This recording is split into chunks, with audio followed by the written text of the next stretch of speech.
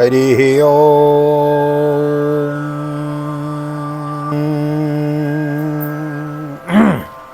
जय श्री राधे, जय श्री कृष्ण। आप सभी को हृदय से प्यार भरी राधे राधे। और कैसे हैं आप सब? आशा करते हैं ठाकुर श्री राधा माधव की असीम अनुकंपा की फलीभूत आप सब कुशल मंगल होंगे और भगवान की भक्ति में लीन होंगे। मैं राधे श्याम वशिष्ठ नित्य की भांति आपको ले चलता हूँ श्रीमद् भागवत की बृहद भागीरथी में अवगाहन करने के लिए, जिसके अंतर्गत एक अध्याय की हम मूल पाठ मूल कथा यथारूप प्रतिदिन श्रवण करते हैं। श्रीमद् भागवत के षष्ठम स्कंद के अथा अष्टादशों अध्याय 18वें अध्याय में हम प्रवेश करेंगे और अदिति और दिति की संतानों की उत्पत्ति तथा मृतगुणों की उत्पत्ति का हम वर्णन इस अध्याय में विस्तार पूर्वक श्रवण करेंगे। श्रीमद् भागवत की बृहद कथा हम श्रवण कर रहे हैं। नए आए हैं चैनल को सब्सक्राइब कर ले में, बेल आइकन को भी प्रेस कर दें में। आइए मेरे साथ गोविंद नाम गुनगुनाइए। श्री कृष्ण गोविंद हरे मुरारी, नाथ नारायण वासुदेव। श्री कृष्ण गोविंद हरे मुरारी, हे नाथ नारायण वासुदेव। हे नाथ नारायण वासुदेव, हे नाथ नारायण वासुदेव। श्री कृष्ण गोविंद हरे मुरारी, हे नाथ नारायण वासुदेव। नारायणं नमस्कृत्य नरं चैव नरोत्तमं देवीं सरस्वतीं व्यासं ततो जयमुदीरयेत्। कृष्णाय वासुदेवाय हरये परमात्मने प्रणतः क्लेशनाशाय गोविन्दाय नमो नमः। ओम नमो भगवते वासुदेवाय। श्रीमद्भागवत महापुराणं षष्ठस्कन्धः अष्टादशोऽध्यायः। श्रीशुकवाच प्रश्नेस्तु पत्नी सवितु सावित्रीं व्याहतिं त्रयीम् अग्निहोत्रं वसुं सोमं चातुर्मास्यं महामखान् सिद्धिर्भगस्य भार्याङ्गं महिमानं विभुं प्रभुं आशिषं च वरारोहं कन्यां प्रासूत सुव्रतां। श्री सुखदेव जी कहते हैं, परीक्षित सविता की पत्नी प्रश्नी के गर्भ से 8 संतानें हुईं। सावित्री व्याहति त्रयी अग्निहोत्र पशु सोम चातुर्मास्य और 5 महायज्ञों। भक्त की पत्नी सिद्धि ने महिमा विभु और प्रभु ये 3 पुत्र और आशिष नाम की एक कन्या उत्पन्न की। यह कन्या बड़ी सुंदरी और सदाचारिणी थी। धातु कुहुसिनी वाली राका चानु मतस्ततो सायं दर्श मथ प्रातः पूर्णमास मनुक्रमात् अग्निन पुरीस्याना दत्त क्रियायां समनंतर चर्षणी वरुणस्यासी दस्यां जातो भृगुपुन। वाल्मीकिश्च महायोगी वाल्मीकादो वत्कल अगस्त्यश्च वसिष्ठश्च मित्रावरुणयोरसि रेतशिशि चतु कुम्भेयोर्वश्या सन्निधौ द्रुतं रेवत्यां मित्रोत्सर्गमरिष्टं पिप्पलं जनातुं। धाता की 4 पत्नियां थी, कुहुसिनी वाली राका और उन्मति। उनमें क्रमशः सायं दर्श प्रातः और पूर्णमास ये 4 पुत्र हुए। दाता के छोटे भाई का नाम था विधाता, उनकी पत्नी क्रिया थी, उसके पुरुष नाम के 5 अग्नि की उत्पत्ति हुई। वरुण जी की पत्नी का नाम चर्षणी था, उससे भृगु जी ने पुनः जन्म ग्रहण किया। इसके पहले वे ब्रह्मा जी के पुत्र थे। सहयोगी वाल्मीकि जी भी वरुण के पुत्र थे। वाल्मीकि से पैदा होने के कारण ही उनका नाम वाल्मीकि पड़ गया था। उर्वशी को देखकर मित्र और वरुण दोनों का वीर स्खलित हो गया था। उसे उन लोगों ने घड़े में रख दिया। उसी से मुनिवर अगस्त्य और वशिष्ठ जी का जन्म हुआ। मित्र की पत्नी थी रेवती, उसके 3 पुत्र हुए, उत्सर्ग अरिष्ट और पिप्पल। पौलम्यामिन्द्रवाधत्तो 3 पुत्राणि 3 श्रुतं जयन्तो वृषभं तातो तृतीयं मीढुसं प्रभोः रुक्रमश्च देवस्य माया वामनरूपिणो। कीर्तनो पत्न्यां बृहश्लोकस्तस्या संसोभगादयो तत्कर्म गूढवीर्याणि काश्यपस्य महात्मनो।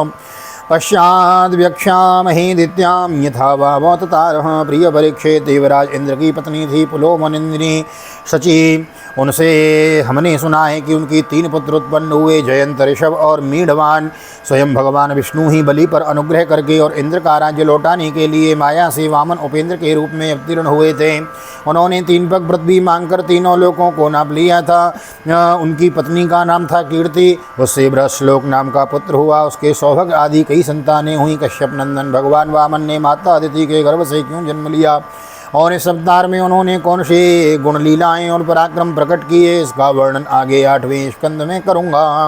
अथ कश्यप दायादान दैत्ययान कीर्तयामिते यत्र भागवतः श्रीमान् प्रह्लादो बलिरेव च द्वितीर्द्वावेव दायादो दैत्यदानव वन्दितो हिरण्यकशिपुर्नामो हिरण्याक्षस्य कीर्तितो। प्रिय परीक्षित, अब मैं कश्यप जी की दूसरी पत्नी दिति से उत्पन्न होने वाली उस संतान परंपरा का वर्णन सुनाता हूँ जिसमें भगवान के प्यारे भक्त श्री प्रहलाद जी और बलि का जन्म हुआ। जितिन के दैत्य और दानवों के वंदनीय दो ही पुत्र हुए, हिरण्यकश्यपु और हिरण्याक्ष। की संक्षिप्त कथा में तुम्हें तीसरे स्कंद में सुना चुका हूँ।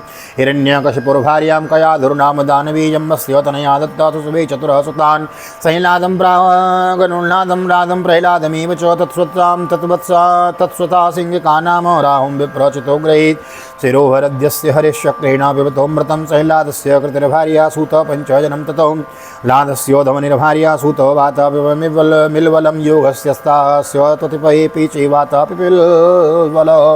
हिरण्यकशिपु की पत्नी दानवी कयाधु थी। उसके पिता जम्ब ने उसका विवाह हिरण्यकशिपु से कर दिया था। कयाधु के 4 पुत्र हुए, सैलाद, अनुलाद, राद और प्रहलाद। इनकी सिंहिका नाम की एक बहन भी थी। उसका विवाह विप्रचित्ति नाम के नामक दानव से हुआ। उससे राहु नामक पुत्री की उत्पत्ति हुई। यह वही राहु है जिसका सिर अमृतपान के समय मोहिनी रूपधारी भगवान ने चक्र से काट लिया था। सैलाद की पत्नी थी कृति, उससे पंचजन नामक पुत्र उत्पन्न हुआ। लाद की पत्नी थी धमनी, उसके 2 पुत्र हुए, वातापी और इलवल। इससे इलवल ने महर्षि अगस्त आतिथ्य के समय वातापी को पकाकर उन्हें खिला दिया था।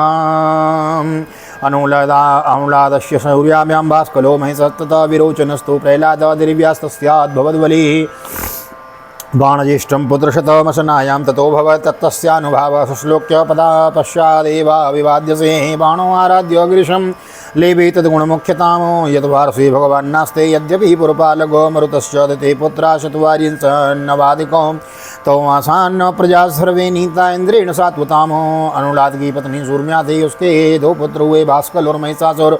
प्रहलाद का पुत्र था विरोचन। उसकी पत्नी देवी के गर्भ से दैत्यराज बलि का जन्म हुआ। बलि की पत्नी का नाम असना था। उससे बाण आदि 100 पुत्र हुए। दैत्यराज बलि की महिमा गान करने योग्य है, उसे मैं आगे 8वें स्कंद में सुनाऊंगा। बलि का पुत्र बाणासुर और भगवान शंकर की आराधना करके उनके गणों का मुखिया बन गया। आज भी भगवान शंकर उसके नगर की रक्षा करने के लिए उसके पास ही रहते हैं। दिति के हिरण्यकश्यपु और हिरण्याक्ष के अतिरिक्त 49 पुत्र हुए थे। उन्हें मर्दगुण कहते हैं। ये सब निसंतान रहे। देवराज इंद्र ने उन्हें अपने ही समान देवता बना लिया। राजोवाचो कथम तो वासुरं भावमपोयोत्पद्यकं गुरो इंद्रेण प्रापितो सात्म्यं किं तत्साधु कृतं हिते इमे श्रद्धते ब्रह्मन् रसयो हि मया सह परिज्ञानाय भगवास्तन्नो व्याख्यातुमर्हसि। राजा परीक्षित ने कहा, भगवान मर्दगुण ने ऐसा कौन सा सत्कर्म किया था जिसके कारण वे अपने जन्मजात असुरोचित भाव को छोड़ सके वे और देवराज इंद्र के द्वारा देवता बना लिए गए। ब्रह्मन मेरे साथ यहाँ की सही ऋषि मंडली यह बात जानने के लिए अत्यंत उत्सुक हो रही है, अतः आप कृपा करके विस्तार से वह रहस्य बतलाइए।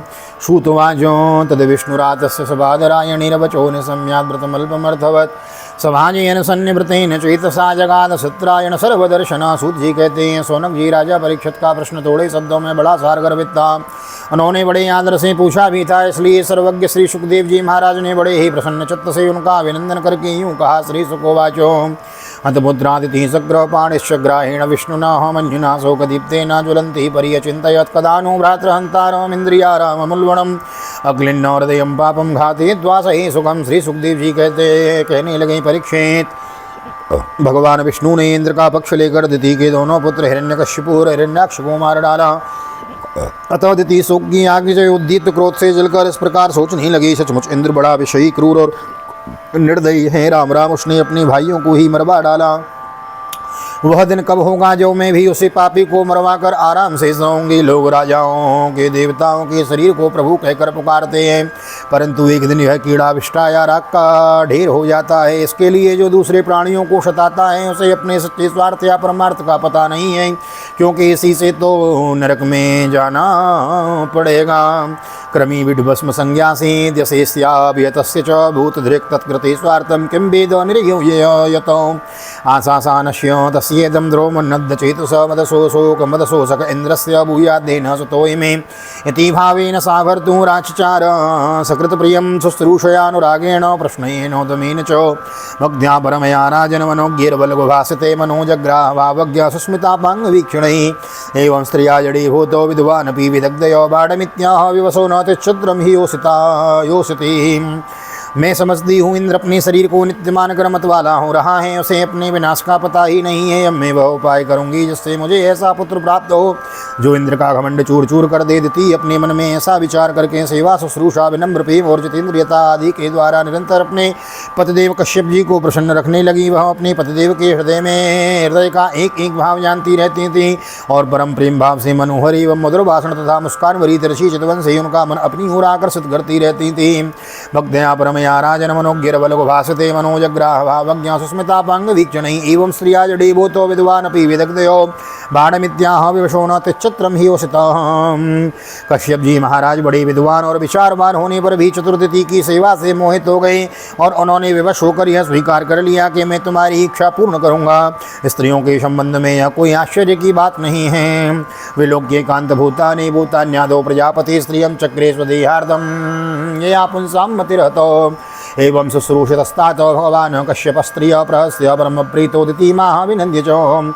सृष्टि के प्रभात में ब्रह्मा जी ने देखा कि सभी जीव असंग हो रहे हैं, तब उन्होंने अपने आधे शरीर से स्त्रियों की रचना की और स्त्रियों ने पुरुषों की मति अपनी ओर आकर्षित कर ली। हाँ तो भैया मैं कह रहा था कि दिति ने भगवान कश्यप की बड़ी सेवा की, इससे वे उस पर बहुत ही प्रसन्न हुए। उन्होंने दिति का अभिनंदन करते हुए उससे मुस्कुराकर कहा, कश्यप उवाचो वरम वरय वामोरो प्रीतस्ते अनिंदते स्त्रिया भर्तरि सुप्रीते काम एवं चागम पतिरेव हि नारीणां देवतं परमं स्मृतं मानस सर्वभूतानां वासुदेव श्रियपति स एव देवता लिंगेर्नाम रूप विकल्पितैः युज्यते भगवान् पुंभिस्ते विश्वपतिरूपिद्रे कस्मात् पतिव्रता नार्यः श्रेयस्कामा सुमध्यमयि यजन्तेनन्यभावेन पतिमात्मानमीश्वरं सोऽहं त्वार्याचितो वज्रे ईर्दृग्भावेन भक्तितो तते सम्पादये कामामसतीनां सुदुर्लभः। कश्यप जी ने कहा, आनंद सुंदरी प्रिय, मैं तुम पर प्रसन्न हूँ, तुम्हारी जो इच्छा हो मुझसे मांग लो। पति के प्रसन्न हो जाने पर पत्नी के लिए लोक या परलोक कौन सी अभिष्ट वस्तु दुर्लभ है।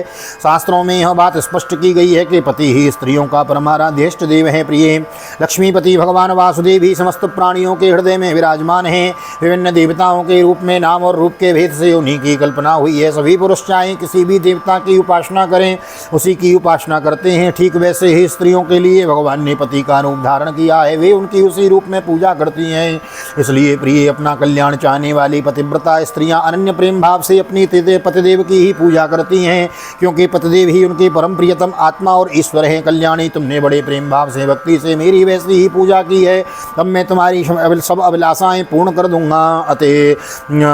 असतियों के जीवन में ऐसा होना अत्यंत दुर्लभ है। धितिर्वाच वरदो यदि मे ब्रह्मण पुत्रमिंद्र अणम्बणे अमृतपुत्राह ये न मेघात नो सुतो। दिति ने कहा, ब्रह्मण इंद्र ने विष्णु के हाथों मेरे दो पुत्र मरवा कर मुझे निपूति बना दिया है। इसलिए यदि आप मुझे मुँह मांगा वर देना चाहते हैं तो कृपा करके एक ऐसा अमर पुत्र दे दीजिए जो इंद्र को मार डाले। निशम्यो तद्वचो विप्रो विमना परियतप्यत अहो अधर्म सुमहान नद्यों से नद्यों में समुपस्थित अहो अतीन्द्रिया रामो यो सन्मय्ये माया ग्रहीत चेता कृपणोपतिस्से नरके ध्रुवम कोतिक्रमोनुवर्तन्त्यां स्वभावमेव योषित दिग्मां पता बुधं स्वार्थे यदहं त्वजितेन्द्रिय शरपत्योत्सवं वक्त्रं वसश्च श्रवणामृतं हृदयं सुरधारावं स्त्रीणां को वेद चेष्टितां परीक्षेत। दिति की बात सुनकर कश्यप जी खिन्न होकर पछताने लगे। वे मन ही मन कहने लगे, हाय हाय, आज मेरे जीवन में बहुत बड़े अधर्म का अवसर आ पहुँचा है। देखो तो सही, अब मैं इंद्रियों के विषयों के मैं सुख मानने लगा हूँ। स्त्री रूपिणी माया ने मेरे चित्त को अपनी वश में कर लिया है। हाय हाय, आज मैं कितनी दीनहीन अवस्था में हूँ।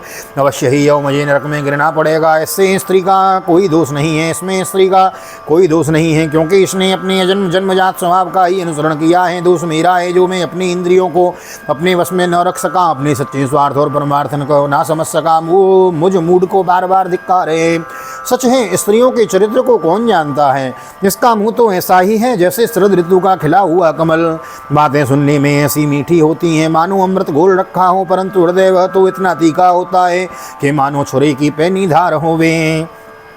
नहीं कश्चित् प्रिय स्त्रीणां मंजसा स्वासिसात्मनां पतिं पुत्रं भ्रातरं वाग्नन्तर ते घातयन्ति च प्रतिश्रुतं ददामि ते वचस्तन्न मृषा भवेत् वदं नारति चेन्द्रोऽपि ततेन्द्र तत्रेदमुपकल्पते इति संचिन्त्य भगवान मारीच कुरुनन्दन उवाच किंचित् कुपितो आत्मानं च विगरयन्।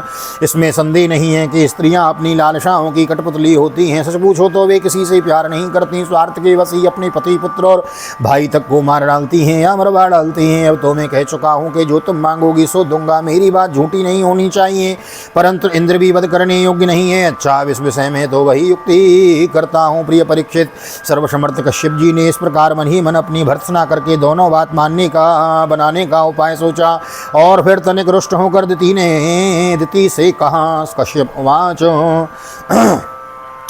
ओम पुत्रस्ते भविता भद्रेन्द्र देह बांधवा संवत्सरम व्रतमिदं यज्ञोधारेष्यसि। कश्यप जी बोली, कल्याणी, यदि तुम मेरे बतलाए हुए व्रत का 1 वर्ष तक विधि पूर्वक पालन करोगी तो तुम्हें इंद्र को मारने वाला पुत्र प्राप्त होगा, परंतु यदि किसी प्रकार नियमों में त्रुटि हो गई तो वह देवताओं का मित्र बन जाएगा। दितिर्वाचो धारयिष्ये व्रतं ब्रह्मन् ब्रूहि कार्याणि यानि मे यानि चेह निषिद्धानि न व्रतं घ्नन्ति नो घ्नन्ति तो। दिति ने कहा, ब्रह्मन, मैं उस व्रत का पालन करूंगी। आप बतलाइए कि मुझे क्या करना चाहिए, कौन कौन से काम छोड़ देने चाहिए और कौन कौन से काम ऐसे हैं जिससे व्रत भंग नहीं होता। कश्यप उवाचो नहीं हिंस्याद्भूत जातानि न हिंस्याद्भुत जातानि न सपेन्नान्व्रतं वदेत् न क्षिद्यान्न खरोमाणे न स्पृश्येत् यदमङ्गलं नाप्सुष्णान्यान्न कुप्येत न संभासेत दुर्जने न वसीता द्योतवासा सृजं च विविधा विधृतां क्वचेत् नो चिष्टं चण्डकान्नं च साम्य सम्प्रसलारतं भुञ्जीतो दग्धया दृष्टं पिबदे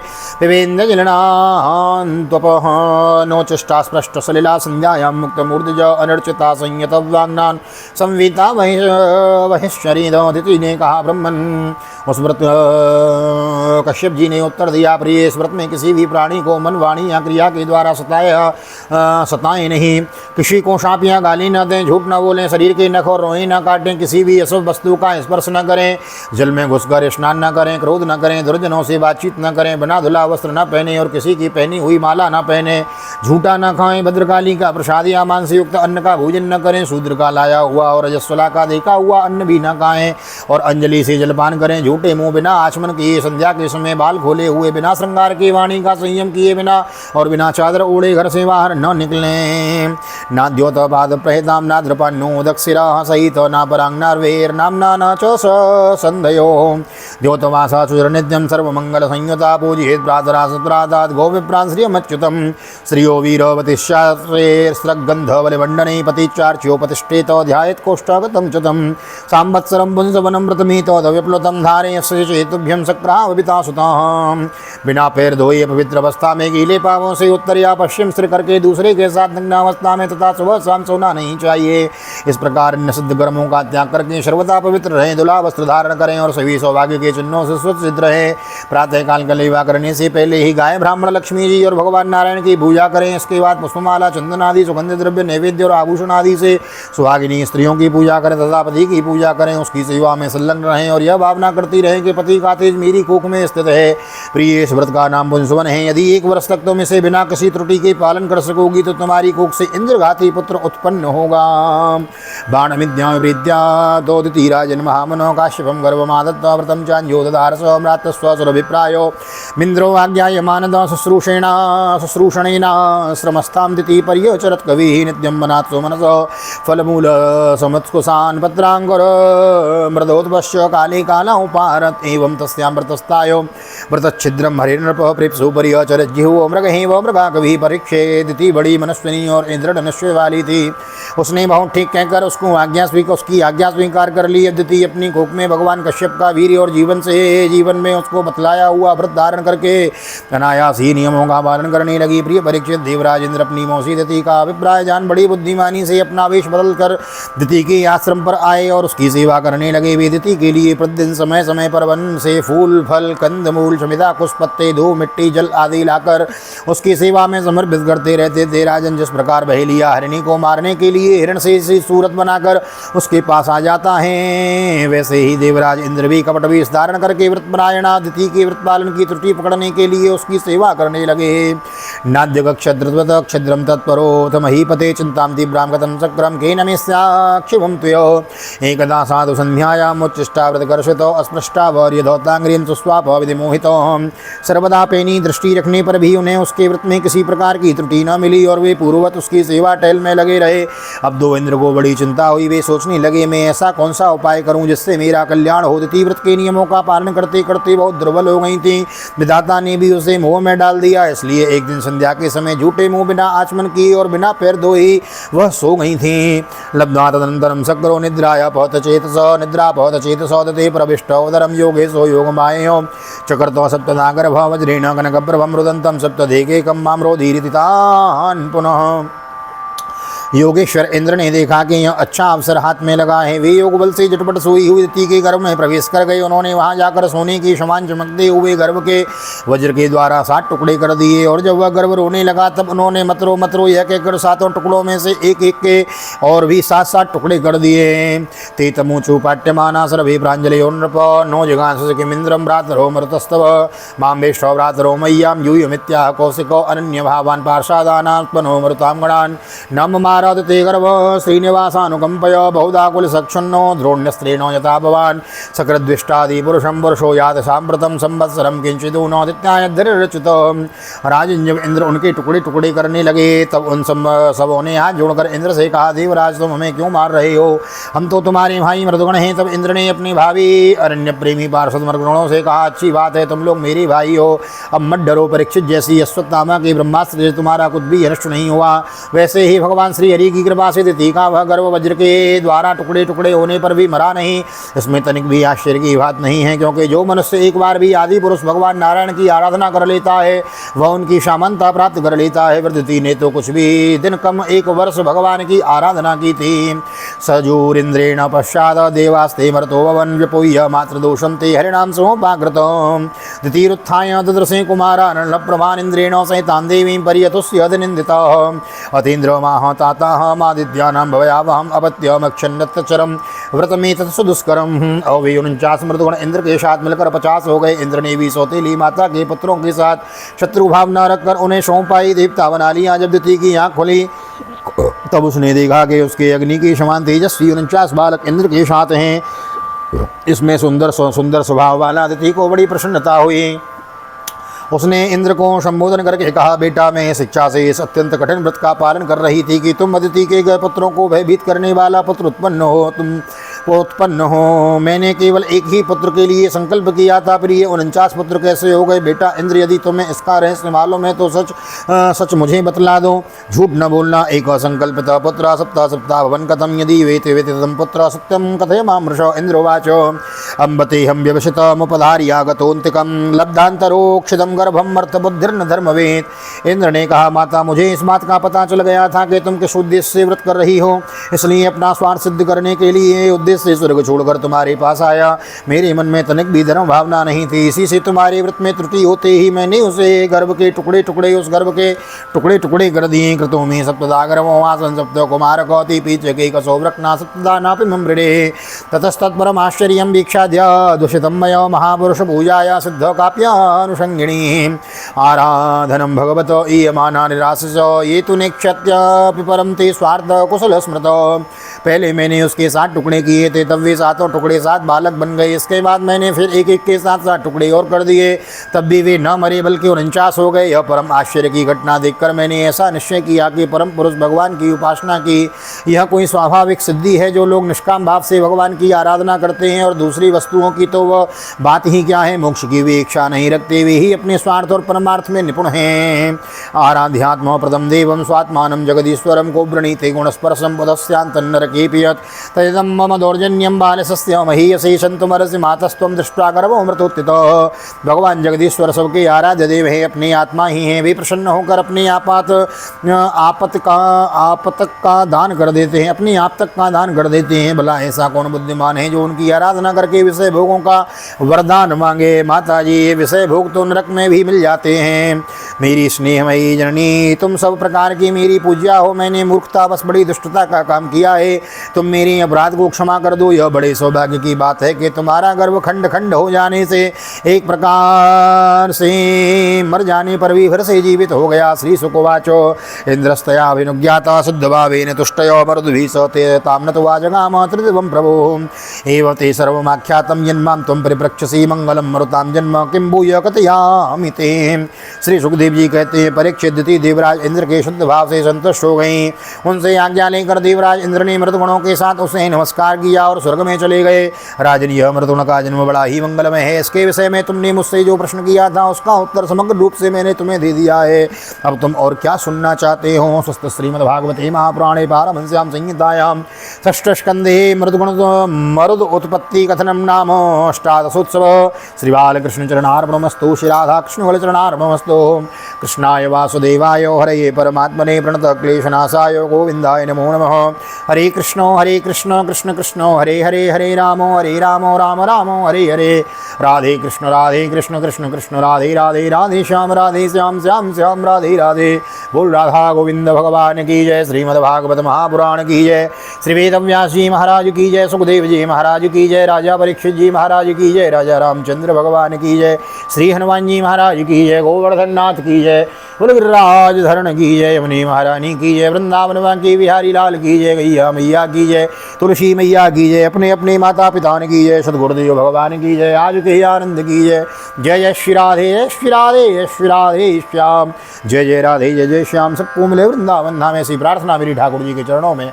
यहाँ तक वीडियो बने हैं, वीडियो को लाइक कर दीजिए, शेयर कर दीजिए, कमेंट में भागवत भगवान की जय लिख दीजिए। आज का वीडियो थोड़ा ज़्यादा लंबा हो गया क्योंकि 78 श्लोक हैं इस अध्याय में। थोड़ा बड़ा अध्याय था ना, तो आपकी पेशेंस की, आपके धैर्य की यहाँ परीक्षा होती है। आप पूरा श्रवण करेंगे ना तभी पूर्ण भागवत श्रवण का लाभ मिलेगा। 18,000 श्लोकों की कथा यह अक्षरांश अर्थ सहित यथारूप आपको श्रवण कराई जा रही है। इसलिए मिस न करें। नोटिफिकेशन आए उसे एक्सेप्ट करें, देखें। जब समय मिले सोते जागते चला दीजिए।